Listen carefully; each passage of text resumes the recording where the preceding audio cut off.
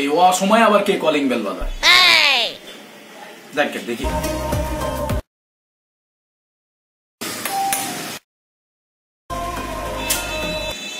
আবার দেখে আসি কে কলিং বেল বাজায়, একবার দেখে আসি।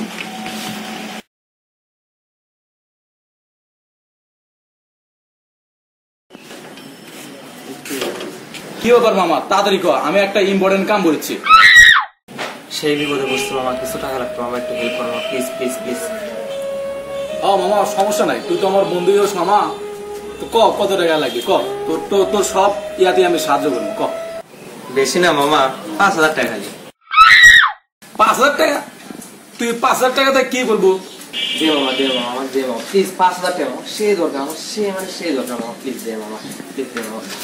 আচ্ছা মামা আর হয়েছে মামা, এর মধ্যে আমার 5,000 টাকাই আছে, আমি জমা ছিলাম অনেক কষ্ট করে, তোর এই দুঃখ দেখে আমি বুঝা পারলাম।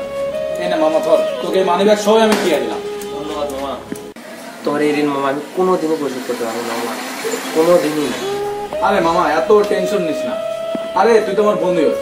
আরে মামা কোনো সমস্যা নাই, তুই আমার 1-2 সপ্তাহের মধ্যে টাকাটা দিয়ে দিস।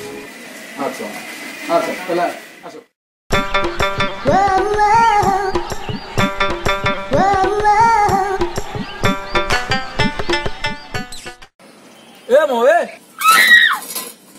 এ মামা 2 সপ্তাহ যায় কিন্তু 2 মাস হয়ে গেছে, আমার টাকা কো, তুই আমার টাকা কি করছো?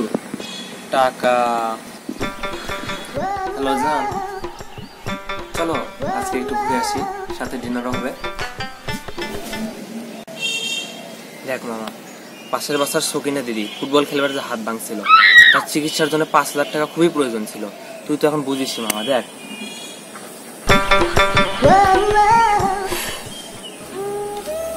বুঝিস তো মামা, দেখ তোকে আর কি করবো এখন। ফুটবল খেলবার যে হাত ভাঙলো কেমনে? না মানে আমার ছোট ভাই আর গায়ের উপরে যাচ্ছে, হাতটা ভেঙে। বুঝছি, এখন বাদ দে, এখন আমার টাকা দে। কিসের টাকা? আমি তো ওই দিন কি করছিলাম তোর মনে নাই? তোর এই ঋণ মামা আমি কোনোদিনও পরিশোধ করতে পারবো না, কোনোদিনই না।